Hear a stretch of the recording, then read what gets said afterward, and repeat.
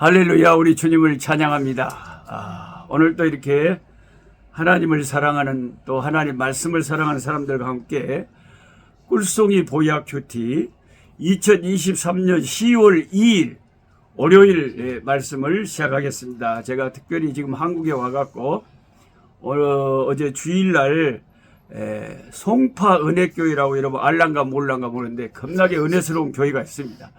거기에서 참 은혜스럽게 홍순일 목사님 섬기시는 교회에서 예배 드리고, 이제 말하자면은 우리 신구 형제, 이렇게 자리에 누워서 몇십 년을 투병하고 있는 또 믿음 안에 있는 우리 형제를 신방하러 왔습니다. 그래서 오늘은 특별한 신구 형제님 방에서 꿀송이 말씀 공부 하려고 합니다. 오늘 이제 드디어 신약에 와서 마태복음 1장부터 3장까지의 말씀을 읽는 날로 하겠습니다.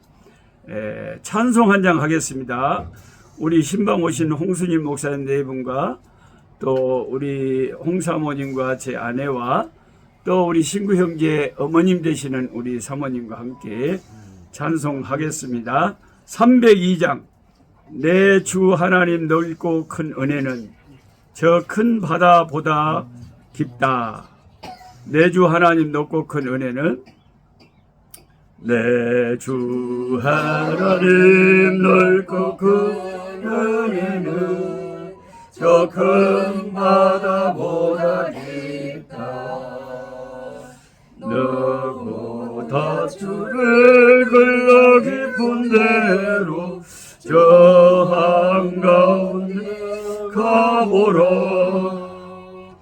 언덕을 떠나서 창파에 배 띄워 내 주 예수 은혜의 바다로 내 맘 거쳐가라. 왜 나 인생은 언제나 거기서 저 큰 바다 물결 보고 금이 모르는 깊은 바다 속을 한 번에 하려 한 번은 언덕을 떠나서 창파에 배 띄워 내 주 예수 은혜의 바다로 내 맘 거쳐가라.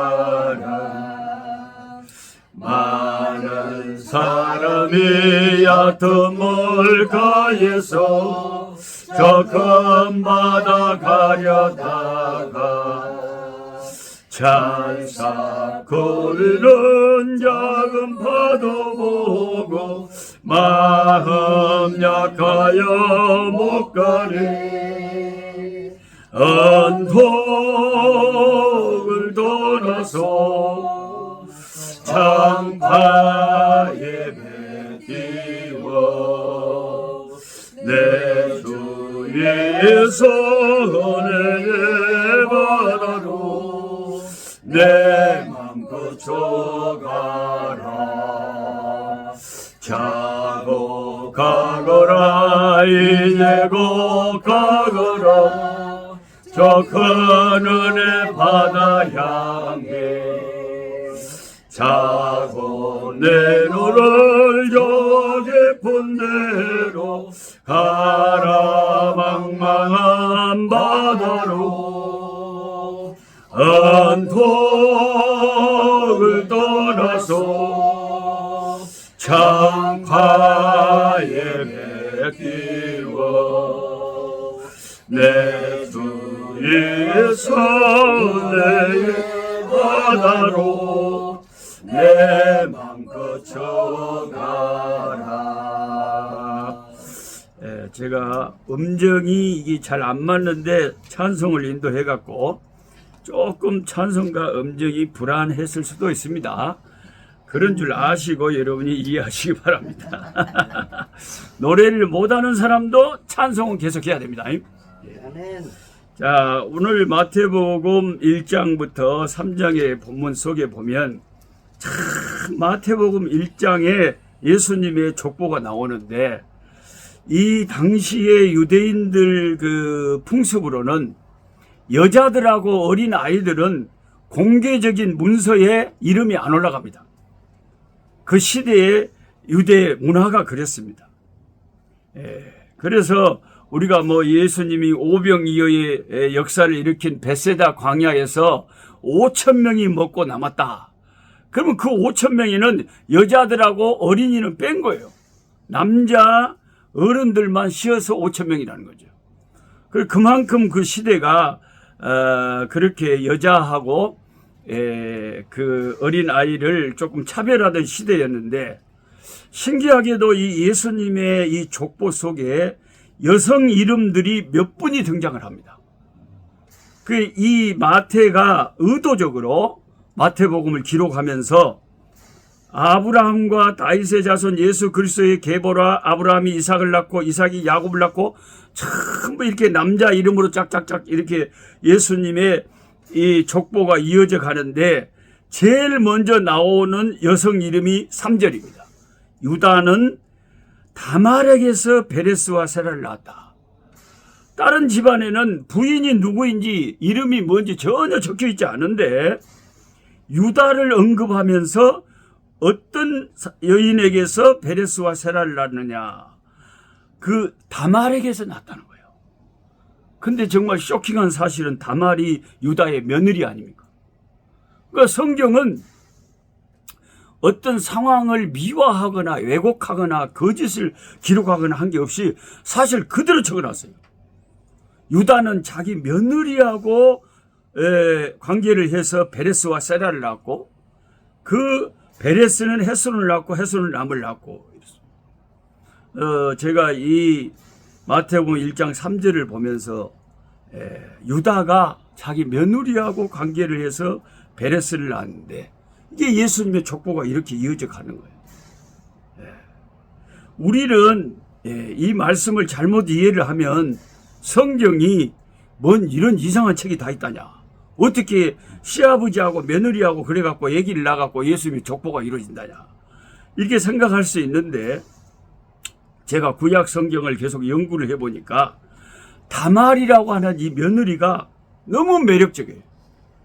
영적으로 말이죠. 믿음이 너무 좋아. 다말이 구약을 읽어보면 창세기에 이제 유다의 그 아드님에게 집에 시집을 갑니다. 그럼 아브라함의 후손이라고 해서 굉장히 기대를 갖고 갔겠죠. 갔는데 자기 남편이 너무 소문하고는 달리 가문하고는 달리 별로 하나님을 잘 경외를 안 해요. 그래가지고 하나님이 도저히 안 되겠다 해서 자기 남편을 쳐서 자기 남편이 일찍 죽어버렸습니다. 그러면 그 당시의 문화를 따라서 그 동생이 대신해서 이제 형수의 그 형님의 대를 이어주기 위해서 형수하고 살아야 되는데 그 동생은 형보다 더 믿음이 없고 악한 자였어요. 그래가지고 그도 하나님이 쳐서 심판해서 죽였습니다. 그러면 이제 그 시아버지 유다가 가만히 생각해 본 게 이거 다말 이 며느리를 우리 집에 가만 놨다가 우리 자식들 남자 자식들 다 죽이겠다 싶은 거예요. 그래가지고 몰래 말로 이렇게 타협을 해가지고 해유를 해서 자기 며느리를 친정집으로 말하자면 소방 맞아 보내버린 거예요. 저는 이 창세기를 읽으면서 그 시아버지에게 소방 맞아서 남편 둘이 죽고 그냥 자기 친정으로 이렇게 쫓겨 나오는 그 다말이 흘렸을 그 눈물, 그걸 생각이 되는 거예요. 오메 괜히 아브라함의 집안이라고 큰 기대를 갖고 시집을 갔다가 아주 그냥 남편 둘이가 망나니에요. 하나님이 오죽 했으면 악하다고 그 생명을 취할 만큼 그렇게 낙심이 됐는데 시아버지까지 신실하지 못해가지고 유다까지 거짓말을 이제 뻔히 알아요. 며느리가 잠깐 친정에 가 있으면 나중에 또 우리 막내 아들 크면은 데려와서 또 결혼해서 살게 하겠다, 이런 말로 꾸슬려 가지고 며느리를 친정으로 내쫓아 버렸습니다. 근데 이 다말이라는 여성이 얼마나 용기가 있는 여성인지 가만히 생각해보니까 자기 시아버지가 유다가 도저히 약속을 지킬 것 같지도 않아요. 그래서 자기 시아버지가 자기가 있는 친정집 가까이에 무슨 양떼 때문에 온다는 소문을 듣고 완전히 변장을 해가지고, 그래가지고 길거리에서 몸 파는 여인처럼 서 있어서 이 부인을 잃은 이 시아버지 유다가 자기 며느리인 줄 모르고 관계를 했다는 거예요. 그때 이 며느리가 자기 시아버지가 언제 또 마음이 변하고 약속을 안 지킬 줄 모르니까 그 사람의 신분을 나타낼 수 있는 지팡이하고 오늘날로 말하면 주민등록증 이런 것을 자기한테 맡기라 그랬어요. 그래서 그것을 유다는 자기 신분을 증명할 만한 것을 그 다말에게 맡기고 관계를 맺었는데, 나중에 시아버지 유다가 자기 집에 들어가서 소문을 들어보니까 자기 며느리가 배가 불러왔다는 거예요. 그러면 자기 율법의 기준으로는 그 며느리를 돌로 쳐서 죽여야 되는 거예요, 공개적으로. 그래서 이제 사람들에게 끌려가서 자기 시아버지가 저 며느리 간음했으니까 가서 죽여라 할 때에 다말이 그때 내가 이 남자하고 잠을 자서 아기가 생겼다라고 그 신분증하고 지팡이하고 이걸 보여준데, 바로 시아버지 그 유다의 신분을 드러내는 도저히 빼도 박도 거짓말 할 수 없는 뚜렷한 증거가 나타났습니다. 그때 창세기를 읽어보면 이 시아버지 유다가 뭐라 그러냐면 내 며느리는 나보다 옳도다 그래요. 처음으로 유다가 뭔가 자기 자신을 돌아보고 다른 사람에게 죄를 뒤집어 씌우고 그냥 막 악하게 행하지 않고 내 며느리가 나보다 옳도다 하는 말을 합니다. 그 전까지 유다는요, 자기 그 동생 요셉이 하도 그냥 너무 건방지게 한다고 생각해갖고 그 애굽의 장사꾼들에게 돈 받고 팔아버렸잖아요. 그 아이디어를 낸 사람이 창세기의 유다입니다. 유다가 그 깨를 냈어요. 야, 죽이면 뭐다냐, 팔아버리자. 그리고 아버지한테 가서는 짐승에게 찢겨 죽였다고 말하자. 이 깨를 낸 사람이 유다단 말이에요. 아주 악한 사람입니다, 이 사람. 자기 자신을 돌아보지 않아 회개치 않은 사람이에요. 그럼 아버지가 그 소식을 듣고 가슴을 찢고 밥을 안 먹고 식음을 전폐하고 얼마나 고통스럽게, 아유 내 아들 요셉, 내 아들 요셉 나가 죽여버렸네, 나가 죽여버렸네. 오이고 내 새끼, 그렇게 괴로워하고 힘들어했을 그 아버지를 보면서 이 새빨간 거짓말쟁인 유다나 그 형제들은 아무 소리 안 하고 새빨간 거짓말을 하고 마음이 괴로우니까 집을 나가가지고 거기에 자기 아버지가 싫어하는 그쪽 지역의 여자들하고 결혼을 해갖고 살았던 그런 사람이 유다단 말이에요. 한 번도 회개하지 않고 돌이키지 않고 변화되지 않은 삶을 산 사람이고 아버지에게 새빨간 거짓말한 사람이고 자기 동생을 살려달라고 액을 벗고라는 동생을 비정하게 돈 받고 팔아넘긴 데 주도한 사람이 유다입니다. 근데 창세기 후반부를 읽다 보면 왜 요셉이 형님들을 만나서 처음에 바로 알아봤는데 자기 신분을 바로 밝히지 않았느냐, 그 장면이 나와요. 가만히 나중에 알고 보니까 유다라고 하는 사람이 자기 며느리 때문에 얼마나 변화됐는지를 창세기 저자가 보여주고 싶었던 거예요. 그래가지고 베냐민을 그냥 감옥에 붙잡아 놓고 그냥 막 누명을 뒤집어 씌워가지고 이제 베냐민 못 간다, 베냐민 여기 있어야 된다, 그러게 막 위협을 할 때에 그때 유다가 나섭니다.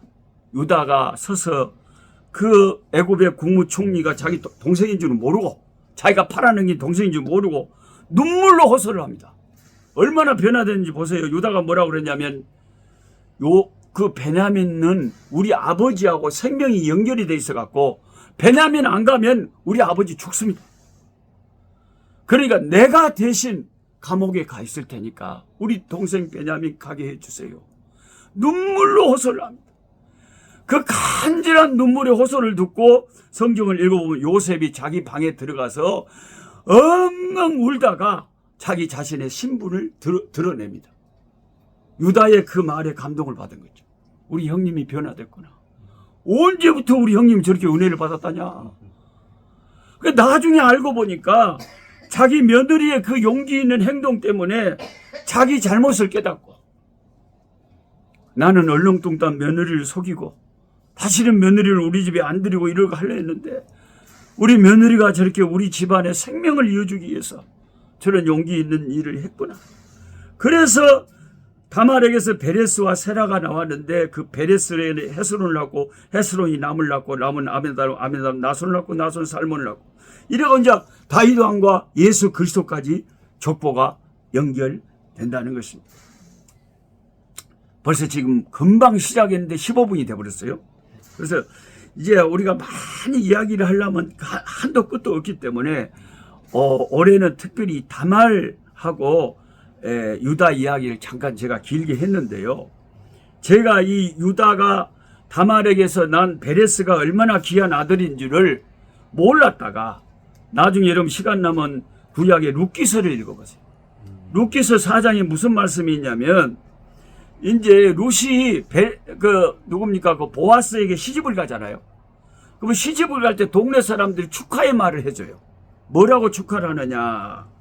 유다가 다말에게서 난 베레스와 같은 자녀가 이 집에 태어나기를 축원합니다. 이런 동네 사람들의 축복이 있어요.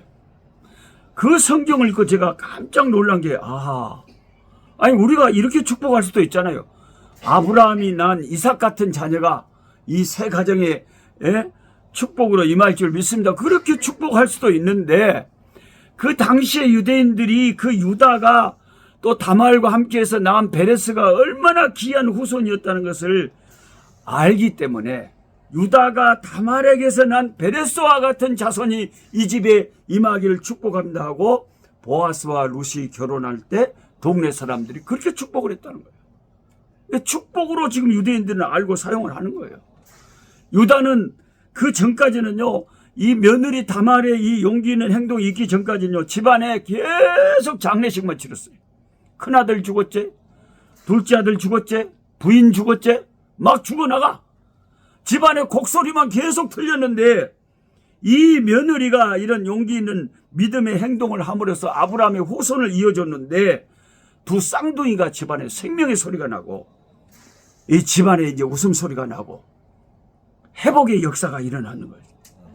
그래서 유대인들은 다 알고 있는 거예요. 누군가가 결혼하면 그 축복하는 말이 다말이 유다에게 낳아준 베레스와 같은 후손이 이 집에 이 가정에 세 가정에 생산되기를 축복합니다. 그렇게 축복으로 사용을 했다는 거예요. 그래서 이렇게 성경을 전체적으로 알고 보면 이게 그냥 쉽게 불륜이다 막 이렇게 치부할 수 있는 문제가 아니라는 거죠. 그리고 이 말씀은 우리에게 참 큰 교훈을 주는 게 뭐냐면 내가 유다와 같은 죄인이다. 근데 하나님은 내 주변에 믿음 있는 사람을 통해서 끊임없이 그 믿음의 사람을 통해서 나를 변화시킵니다. 나중에 다말 때문에 은혜 받은 유다가 내 며느리는 나보다 옳도다 하고 자기 잘못을 인정하면서 며느리를 보호하고 동네 사람들 창피 다 자기가 다 당하고 며느리가 애기 잘 낳을 수 있도록 해주고 그리고 나중에 그 애굽에 갔을 때 자기 막내 동생 베냐민이 감옥에 갇혀야 될 그 상황에서 언제부터 그가 그렇게 효자이는지 모르지만 아버지 생각하고 내가 감옥에 갇히겠다고 난리를 치는 사람이 유다다. 유다는 변화됐어요. 이 며느리의 믿음 때문에 변화된 거예요. 그러니까 저와 여러분이 지금까지 이렇게 신앙생활 잘 할 수 있는 것도 저는 제 아내 때문에 많이 이렇게 여기까지 오지 않았나. 사람마다 누군가 날 위해서 기도해 주는 사람이 있어요. 누군가 옆에서 믿음으로 다말 같은 역할을 유다에게 해주는 사람이 있다는 거죠. 이 복음의 역사는 너무나 풍성하고 부유하고 서로 사랑의 빚을 지고 사는 거예요. 할렐루야. 이 말씀과 복음을 알면 알수록 너무나 놀랍고 너무나 신비하고 우리 인간의 그 부도덕하고 더럽고 추한 이 인간 세상에 주님이 개입하시면, 주의 은혜가 개입하시면 이런 놀라운 변화의 역사가 일어나고 생명의 역사가 일어난다. 우리 죄인들을 통해서 위대한 일을 이루시는 우리 하나님을 찬송합니다. 할렐루야. 네, 오늘은 20분이 됐기 때문에 여기까지 하고 또 계속 말씀을 듣고 싶은 내일 또 만나도록 하겠습니다. 기도하겠습니다. 하나님 아버지, 신약 성경에 들어서니 어두운 밤길에 있던 구약보다는 밝은 낮처럼 얼마나 좋은지 모르겠습니다. 구약은 신약을 아버지 준비하는 그림자와 같았고 우리 주 예수 그리스도를 예비하는 책이었습니다. 이제 주님이 아브라함과 다윗의 자손으로 이 세상에 오심으로 구약의 모든 예언이 다 예수 그리스도를 통해서 이루어짐을 감사합니다.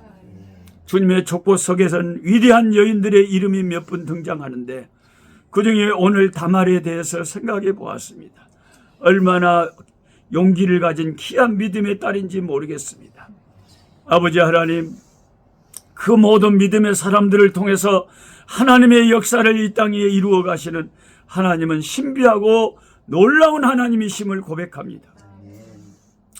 오늘 주님의 아들 우리 신구 형제 집에 와서 이렇게 신방하고 같이 꿀송이 보약 큐티 하는데 하나님께서 우리 이 아들을 돌보시는 사모님, 어머님의 아버지 그 노고와 눈물과 기도를 주께서 기억하여 주시고 내가 네 눈물을 내 병에 담았다 하시며 영원히 그 수고를 기억해 주시고 그 자식을 향하는 부모의 마음을 하나님께서 헤아려 주시고 그 어머니의 소원대로 기도대로 응답되게 하여 주시옵소서.